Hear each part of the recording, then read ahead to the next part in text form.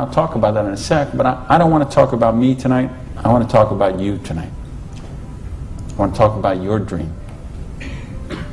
I mean the big dreams, the bold, daring, imaginative ones you had. The ones you had when you were 15 years old, and 18 years old, 20 years old.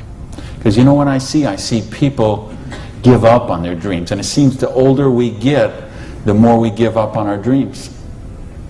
And you know, talk to any kid who's 15 years old, and they know they're going to have a great car when they grow up, and a great house, and a great job, and a wonderful spouse, and they're going to be rich, and they're going to be successful, and they're going to be an astronaut, or a football star, or a rock star, or whatever, right? There's no limits to what they can dream.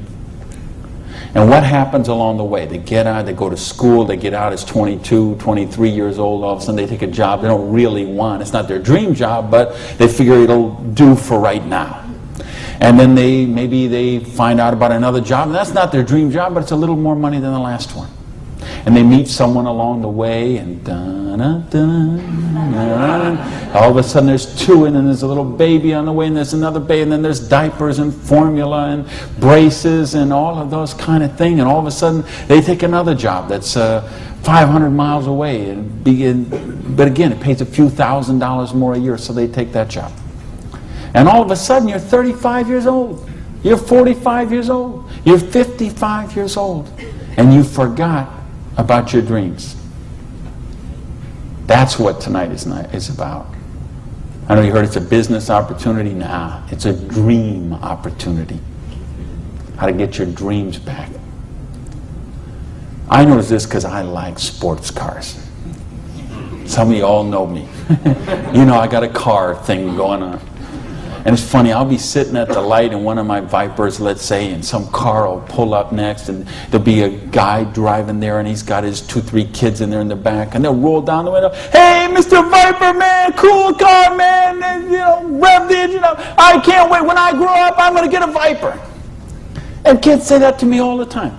"Oh, you I'm going to get a Viper." Now, Dad doesn't say that. He's just sitting there behind the wheel, because see, Dad's already grown up. And he figured out he ain't getting the Viper. He's got the minivan. Right? What happened along the way? You know, because, and it's funny, every year they publish the list of the most popular cars. And I see it every year, and it comes out. And I read the list, and it's funny. Now, when I talk to kids, and I talk to a lot of kids, they always like cars. And they, yeah, I'm going to get a Corvette, I'm going to get a Lamborghini, I'm going to get a Ferrari. And then when they publish this list of the best-selling cars, it's Toyota Camrys and Holdens and Mercurys and Ford Escorts and Geo Metros, the broke mobiles. Right? These are all cars they make for broke people. You see that? Like the Holdens you got here. And the Toyotas we got there, and the Chevys we got there, and the Buicks we got there. They make those things for broke people. Now, how come when I see the list of the top 10 things, I don't see Ferraris and Lamborghinis and Rolls Royce and Jaguar and Bentley? Because they gave up on their dreams. They said, well, this is the car we got. There's room for the car seat in the back, and we can afford the payments. And they settle for a car. And they settle for a house. And they settle for a job. And they settle for a life of quiet desperation.